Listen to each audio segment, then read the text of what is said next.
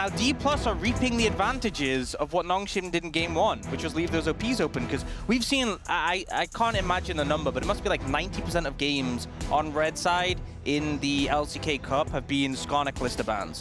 And now D Plus... more than that, actually. Probably more. Now you don't have to do that. It's puzzling, you know? I actually think that if they end up winning this game on blue side, it will be favorable to them because they're going to spend more games on red side, but I think it's so risky against D Plus to give them this edge on red side and potentially be staring down a going down 2-0 to them as a result. But we'll see what Nongshim can do. Yeah. They still think that the advantages of blue side are significant enough, despite the fact that D Plus don't have to ban those champions. We're also going to ban the Mel on blue side. I mean, that's been a ban we've seen multiple times on red, or somewhat ignored until Faker had to play it. Pretty interesting stuff. I mean, you're going to see the Vi ban come out on red side here, at least from DK, but they have that freedom to ban Vi on red side because, as you mentioned many times, they don't have to ban those OPs. The Zyra ban might be looking at a Nidalee here for Gideon. Yeah, it kind of feels like the Aurora Mel is going to be D Plus are banning Aurora all series, Nongshim banning Mel all series. I think it kind of feels like that might be the theme. Yeah, Elise still open and available. They opt to ban the Cassante instead. So Ambessa gone, Rumble gone, Cassante gone, and it makes sense to trade and take away the Jace in return. He was like the last standout top laner you're really leaning towards at this point. Be interesting if they do opt to go for a top laner here and prioritize that with everything taken off the cards. But instead, going for that Yone. It was banned second rotation by D Plus last time. We've seen Fisher have some really good performances on it, so confident in what he can do on the pick and willing to first pick it.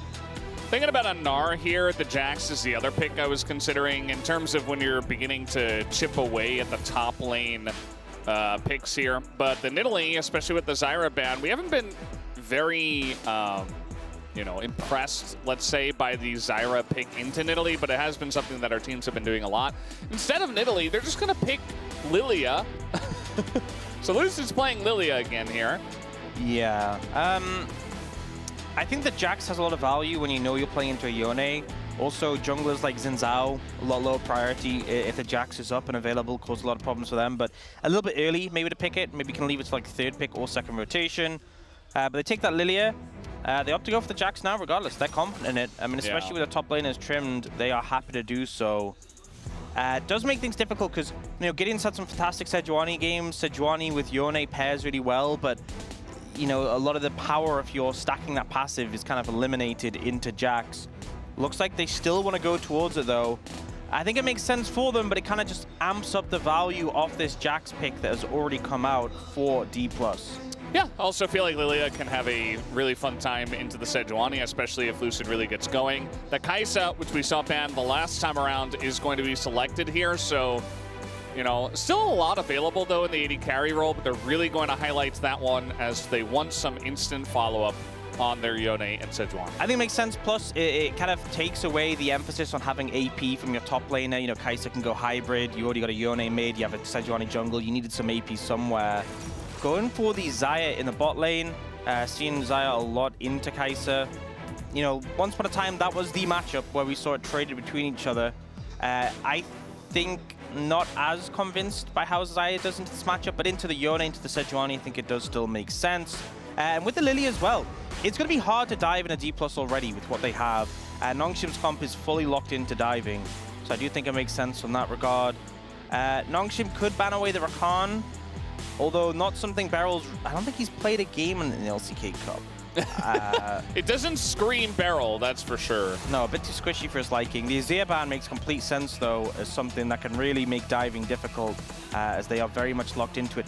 Honestly, even something like the Swain could have, like, crazy value. Did just get buffed in this patch. Shen ban, pretty phenomenal. Lahen's obviously comfortable on it, but also just works so well in tandem with their composition. Yeah. Do we see the Rakan ban is really the big question here. Do they give credit for Barrel to play it? Xayah Rakan, you know, lovers duo, it's just the way it goes. Or are they looking elsewhere and they will ignore it? I mean, they got to know that Barrel can play pretty much anything. So they're going to take away Braum instead, something that can also deal with Engage pretty well.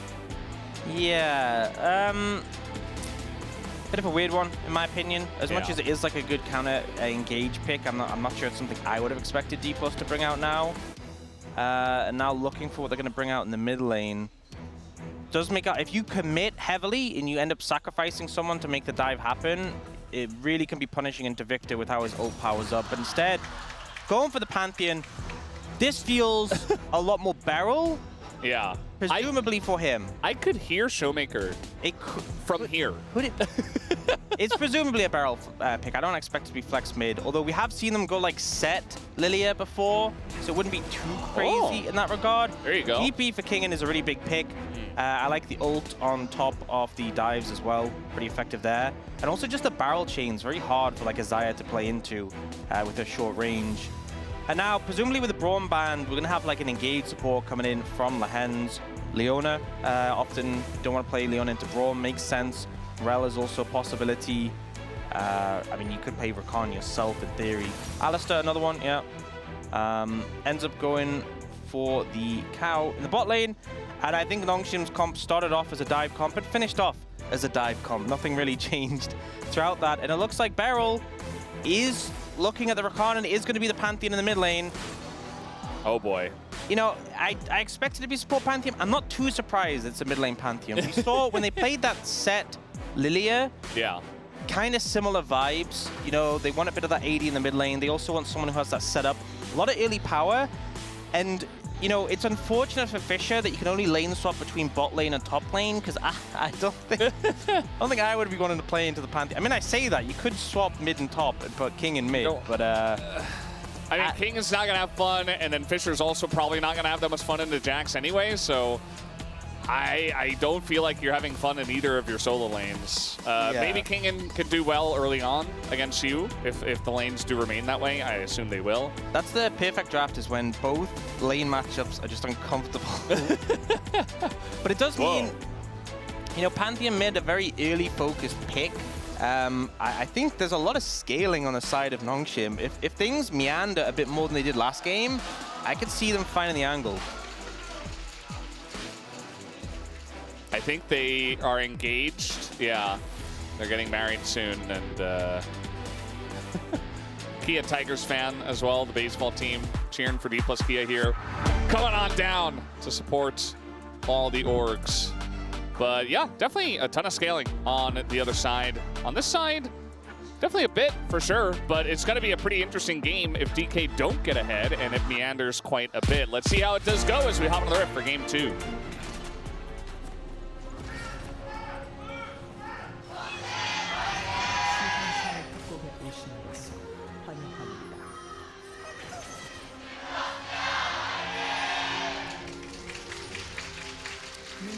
Okay, game number 2. Something I will say is I was kind of talking about the Jax, like, you know, you can pick Jax here. It's good against Yone. I don't know how much value you're definitely going to get if you pick it this early. A lot of value. A lot of value. Yeah, eventually Nongshim let him get all the way there. Every lane auto attackers plus a Sejuani. Yeah, why not? You know, Counter-Strike. Yeah, Shiu doesn't always have his moments to shine on the star-studded roster, but maybe this one is it. Yeah, I will say Alistar is annoying to play into as Jax. That is the one thing I will say. And we are seeing the, you know, we often see Alistar not take Aftershock because he's so tanky. Seeing Glacial Augment again from Lehens has been something he's leaning on. He played this on Alistar before. Barrel. It's just barrel, man, of course. This is barreling. Wait, why is he walking back? You just let him proc pass. One of the Q. Yeah, totally weird. Definitely didn't lose more health from walking back. It's about sending a message, okay, Ox? Yeah. We often see phase rush, though, with the Alistar, but I think good value from Glacial. And it's a short-range comp that D+ have, so I actually think you'll get a lot of value out of Glacial Augment in this game. Well, there's the flash Q. The heal is there, and DK are like, okay. But you can see that what this does... Whoa, this, I need to specify. This is, as Atlas would say, unlocking Hex Flash. Yeah, but it also gets them ahead in the lane. I think they were going to be pushed in a little bit anyway, especially after Beryl face-checked the brush, but now it solidifies it. I don't know if using your flash is worth it, though. Yeah, I mean, he gets access to Hex Flash. unironically, I'm saying this. I will say maybe if he'd ignited, it would have like reduced the healing, but maybe he wasn't sure if they'd use it. Like, you know, Beryl doesn't have W, so he's kind of locked into it. Yeah. Like, there's not that many windows to punish a Rakan in this lane because he's so mobile. I don't hate it, but I think maybe Lehens was hoping for a little bit more. And the problem was Beryl landed a Q like just after it, so the damage isn't even that relevant. Showmaker's fine to take that turret shot. He really wants to put on more pressure. He doesn't have his E level, because that definitely still blocks tower shots. Yeah. Oh, right. There's the X Flash unlock. He needs to unlock Alistar combo as well, okay? He unlocked Hex Flash, now he needs to unlock Alistar WQ, you know? Yeah. You need to play the champ a certain amount of hours in order to unlock it. Apparently, Lehens has not played I just think it's so crazy to think back that once upon a time, Pantheon, E, block tower shots, and Akali could just stealth under tower. Yeah, that's true. That was a thing. That was legitimately a thing. Yeah. That was just absurd. Oh, the other one, you know what the other one is? You know Rakan, like release Rakan, when you didn't have the delay after you ulted? Yeah. I watched a clip from then not too long ago, and seeing Rakan like R flash W, and it's like, it's instant. It's like, you can't, there's no counterplay. You can't do anything. He just arrives on top of you from like an entire screen away. It's so insane. Especially with Xayah as well. It's just very obnoxious. It was a good change. As Lucid is here, by the way, that's a miss on the Q, and now the turnarounds. Gideon in a lot of trouble. He is burning, and one more Q would do it. It goes to Lucid. First blood to the Lilia against his jungle opponent, and he just goes right back to the jungle. I said if Lucid gets ahead on this Lilia, it's going to be a problem. Already we've got a problem. Yeah, this is one of these situations where you're like, okay, mid is not a fun time. I need to help out my mid laner, but there's a problem. The reason mid is not a fun time is because Pantheon is really strong early, and you're opting into a scenario where you're potentially going to have a 2v2 with that Pantheon. And unsurprisingly, it backfired. Yeah. So, not the wisest decision, I think, ultimately. I think you really need to be certain of where Lucid is before you go for a play like that. Because, like, you look, both of them are full HP. Fisher's half HP. The CC doesn't even connect, but even if it does, I just think there's no way they win this. Yeah. All he says is, get engaged on. And he said it was very yummy as well. Yeah. He said, get engaged on, you know, essentially bait them into the fight, and then it's a kill, and then yummy. Yeah. And the thing is, you know, you can do things for mid to help mid out without opting in like that. Like, you can zone Showmaker away, you can help push a wave, get it back. Yeah, exactly. But by queuing in like that, you're fully locking into the fight. There's no way to disengage again quick enough. Even the flash didn't help. And this Pantheon, it's a Pantheon, you know? He's going to be strong. He's going to be a menace. Yeah. When it was picked, I could, like I said before, I could hear Showmaker from across the arena yelling. Like, he was very adamant about, I guess, in this case, playing Pantheon. Yeah. Or at least saying, hey, it's a flex, it's a flex. Because essentially it was. It could have been played in the bottom lane alongside of Xayah. And Root's going to come down here on the Lehens. He's not going to land his auto stun, and Aiming and Beryl will enjoy a winning trade. Yeah, you don't really have the backup from the Gangplank, who's melee once every few seconds. Ranged once every few seconds with the Q. Q just covering the wave mid, and they've put Fisher against Shu right now on the Yone, just trying to leave him alone to farm up, which I think is the right call. But it does mean they're kind of giving up these grubs. And Gideon's going to move over and look to get the dragon. He was coming. He needs backup. You can't. Oh, no. He's got no flash as well. Yeah, tries to avoid that, but yeah. Oh, he queued over the wall. He doesn't have it. Oh, she's going to get scared away by Jiwoo. And here's Fisher. Showmaker arrives. Says, hey, what's up? I'm here for the fight. And there's some action in top lane as well. Aiming under a bit of pressure here. He's going to have to flash away. There's the combo and the cannon barrage, but flash on in from Kingin. Even with the root, you're not getting away from that. So Aiming just kind of getting himself in a bad spot. At least Lucid is here to try to turn this one around. Should be able to pick up this kill onto Kingin. Maybe not with the headbutt. And here comes, The knockdown, Lehens gives them the thumbs up and says, thank you very much, we're totally safe. Lehens actually played that pretty perfectly. A lot of little things went off there to make sure both of them got out. Him blocking the bowling ball, but making sure it wasn't close enough to also hit King. And we'll see the replay here. I mean, Lehens played this entire passage of play flawlessly. He doesn't combo until the flash. He waits for the stun, which forces the cleanse, and then ends up just finishing him off at the end. And then here in this play, so gets the headbutt to knock Lucid away, and then actually watch when the bowling ball comes out from Lucid. He he was late on it, but he tried to move back so he didn't hit King, and then he interrupts the knockup from Beryl. So everything kind of went right, so that was a 1 for 0 from the side of Nongshim. Some good moves from Lehens there, definitely putting in his all to make sure this game goes better than the last one. Yeah, sometimes you got to do that, especially against a team that is as good as D+Kia. Lehens had some good moments in the last game, but not quite as good as the one we just saw, so that's a good sign. But Nongshim still behind at this moment. All 3 grubs did go to DK. The dragon take was denied, even though Xiu didn't get the kill onto Gideon. Gideon spent some time trying to hit it, and then he had to back away.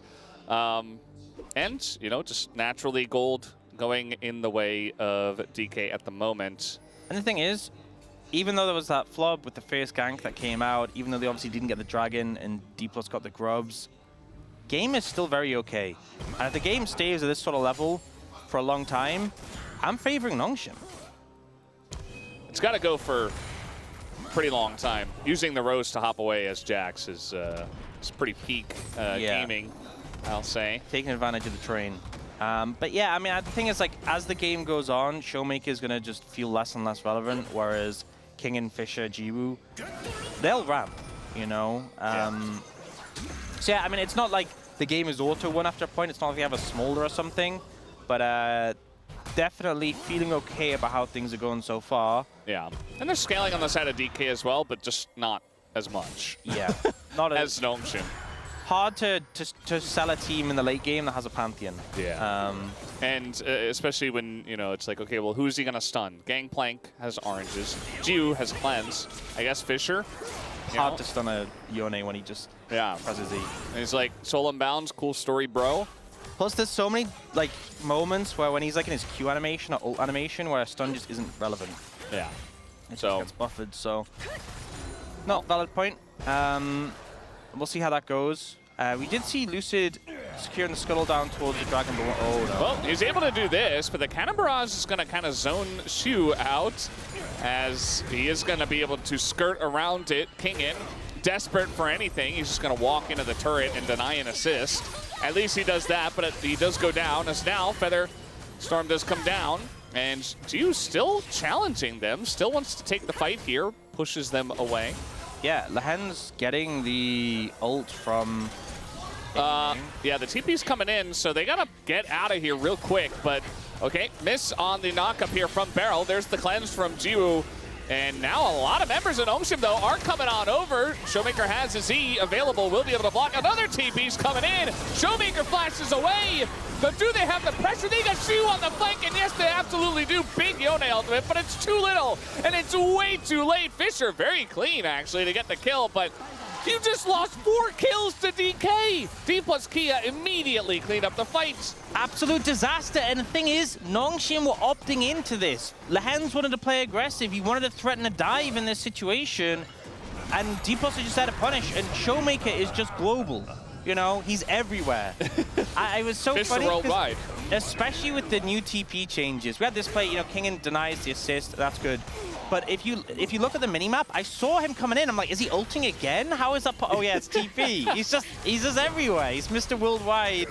Comes in, applies the pressure. Nongshim were there to kind of counter. But it's this TP that follows up that is just so devastating. And the sleep from Lucid that comes through. The 3-man he gets. Perfect for when the Jax turns up. And the thing is, we actually have TP on Gangplank, but it's a Gangplank. You know, do you really want to TP your Gangplank in there? Probably not. So good. Yeah. And I think this is another example where Nongshim make a mistake and D+ are ruthless about punishing it. And if nothing had happened, if Nongshim had played a bit more reserved, they would have been fine. Yeah. Well, this time around, DK are losing the fight in the top lane, so they will have to give up all 3 grubs. I don't think they're too unsettled by that, but the way this top lane is going might become an issue. If Nongshim can stabilize and Kingan's getting more and more fed, he's going to get plates. He's got Demolish. He's pushing Showmaker away. Yeah, the thing is the Jax is still going to be pretty fine in the side lane against him. And Jax has more gold because he picked up kills in that fight. So I ultimately don't think D+ are too concerned about it. He's also getting some plates on the bot side here. Jax notoriously good at just killing towers. So I think, you know, we don't have the situation we had last game where we had a lead for Kingen. We do have a bit of a lead for Jiwoo, not as big. More so, the advantages Nongshim are going to end up having later is purely the scaling, but it's looking a bit rough, especially the thing that stands out to me is how fed Lucid is, which is something you highlighted as potentially being problematic. Well, Barrel's just going to do some barrel things here, just going to face check and die. It's about what I expect. Yeah. So that's some extra gold over to the Kai'Sa. And, you know, you talked about being an AP threat as this game comes along. If he can hit 3, especially 4 items, might become a bit oppressive, especially into a champion like Xayah. Yeah, I mean, definitely carry potential on this one. You know, do we need a replay? I'm not sure we need a replay.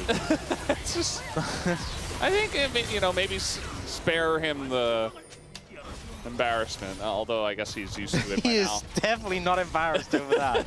He's embarrassed for Nongshim, doing something as cringe as setting a trap for him. Shameful behavior. All part of his plan. Yeah. Yes. Well, Lucid's here.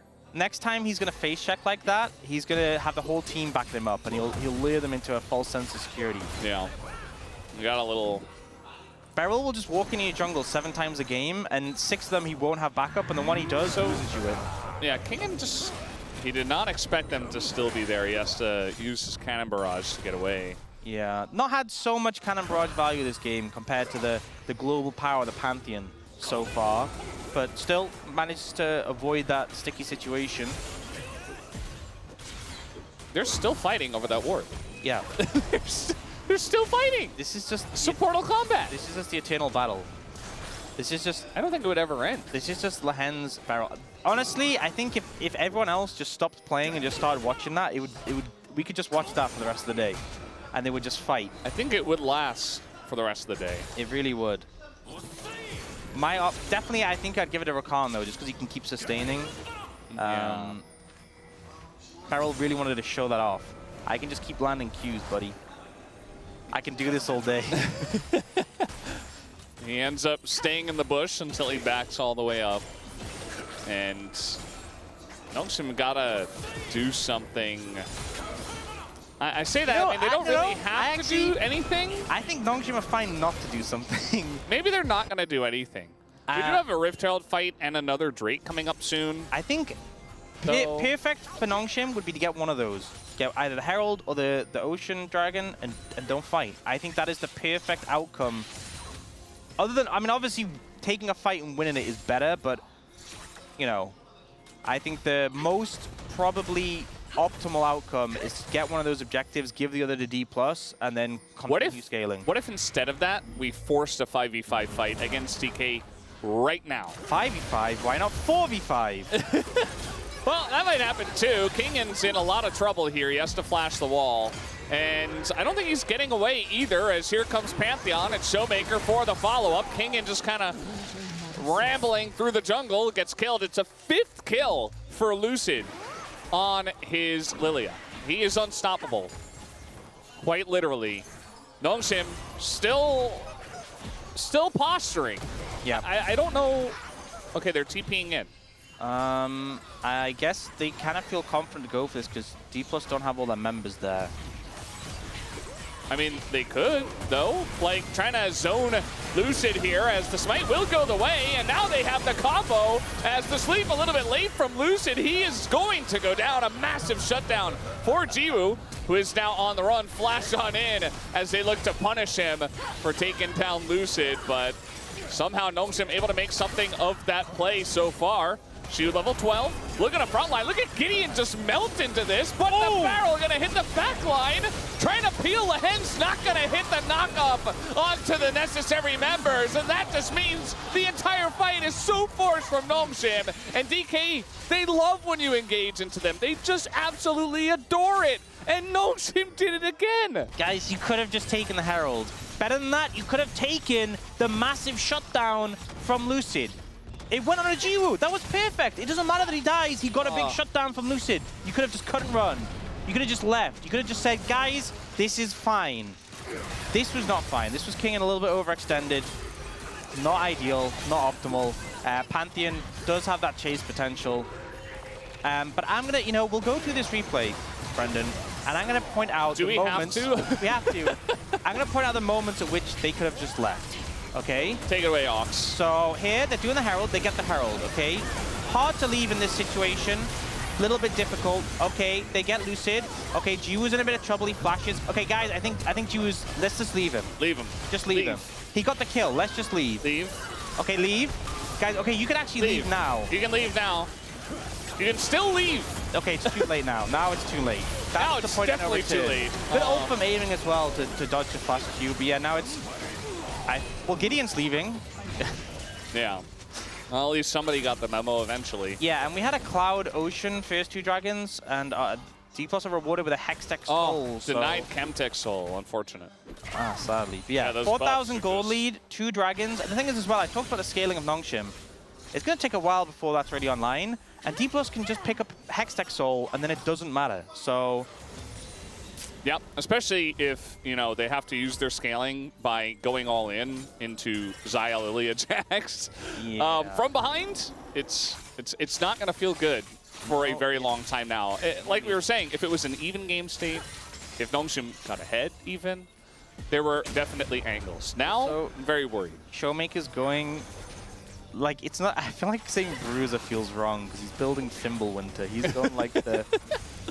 It's like tank Pantheon. Yeah. No, Tanktheon. Tanktheon, yeah. Well, the Hens is dead. Well, he might not die, actually. He's totally fine. Yeah, calculated. The burn I just love to see Showmaker just put his spear and his shield together. Just like, I'm going in. From bot lane, like he wasn't even there. I need this kill. I'm sending it. I've got to do it. He deserves to die. Yeah. I gotta give him the death. It's not about whether it's worth, it's about sending a message. Yeah, exactly. Nowhere is safe for me. I think DK, you can easily just set up for Otacon here, push in the top side from Shiu. He's backing, he's got TP. And you just force another fight. At this point, you're very strong over the side of Gnomeshim. You just won a big team fight. Your Pantheon just hit his Fimbulwinter.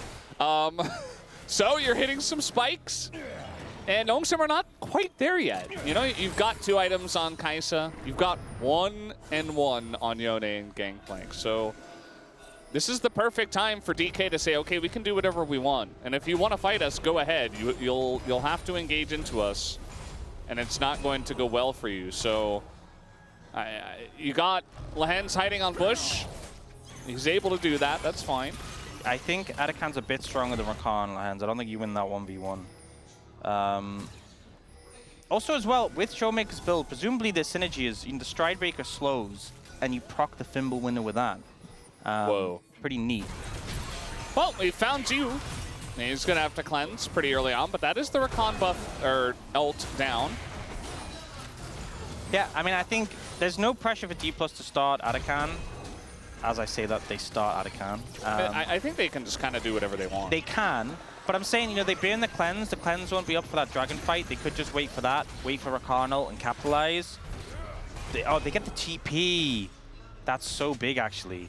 They didn't even want to do it. I feel like the way they were on the map, their intent, yeah, they were kind of just like, Lucid will just hit it a little bit while he's clearing a ward. And they get the TP. So they got TP. They got cleanse from Jiwoo. Jiwoo's cleanse won't be up for the dragon fight, whereas Beryl's ult obviously will be, unless you use it again, which I wouldn't put it past him. So yeah, easy setup for that next fight. Just D+ not pushing too far and just doing their homework. Just saying, hey, we are so in control of this game right now. We have a favorable soul. Let's just play at the pace we need. Yeah, we've seen a lot of teams throw on Otacon. They're not going to do that. Fisher, though, has to flash away here. Just taking off more and more summons as we And go. a barrage. Shiu Otacon's had a gank. got a little bit lazy there at the end. Yeah, that's like how my jungler ganks, honestly. Rift Herald's ganking! Yoinked back into the jungle. You're like, what the hell? How did you even do that? Rift Herald's ganking, guys. Look, he's coming. Yeah, well, Gnome going to send a desperate Otacon here. There's Hex Gates, by the way. Just a little reminder for Gnome if they're listening. They're not. The engage comes in. They're trying to burst down Lucid. He is so tanky at this point in time. He's level 13. And he's not going to die anytime soon. The engage is paltry at best. And now Gideon's going to go down. And DK, I said it before, they can do whatever they want. They're going to continue doing whatever they want in this fight. Jiwoo, no cleanse, no anything. You see Kingen actually doing a great job here, but Featherstorm still available. And DK still going to win that 2v1. And you know who did the most damage that fight? The Tanktheon, obviously. Of course, yeah. How could we think any differently? Yeah, pretty dominant fight from D+. No notes, really. They let Nongshim start the Otacon. Genius move to just... Yeah, I don't know. I think Nongshim were feeling pretty desperate, and they were like, you know what? Time for a Hail Mary play. They're doing that a lot this series, it feels like. So they try and just one-shot Lucid, and I'm not sure where the CC layering goes wrong. So he gets comboed. The ult comes through, but I think is it like the Mikhail's flash? I'm not convinced that works. I think he just got the flash up in time. I'm pretty sure they removed any interactions like that. So he just flashed before the ult came through, able to dodge away the CC layering. He's tanky as well, doesn't die. And yeah, D+ clean up. I'll be honest, I think even if Lucid died, probably still D+ win that fight, but definitely Lucid alive. Well, Ahen's he's going to do his best. Give Beryl the kill. Beryl cosplay. Give him the kill. Oh. Cowards. Support's underrepresented. Beryl with kills is just too powerful. Yeah, he doesn't have any kills at the moment. They'll save that for a game 5. Unfortunate. Yeah. Game 5. Yeah. If it gets to that point. You know, I was toying with 3-0 or 3-1. I was like, DK surely, you know, they'll have one of their for fun games. You know, Gnome are a really good team. I watched the series so far and I'm like, God, I was so dumb.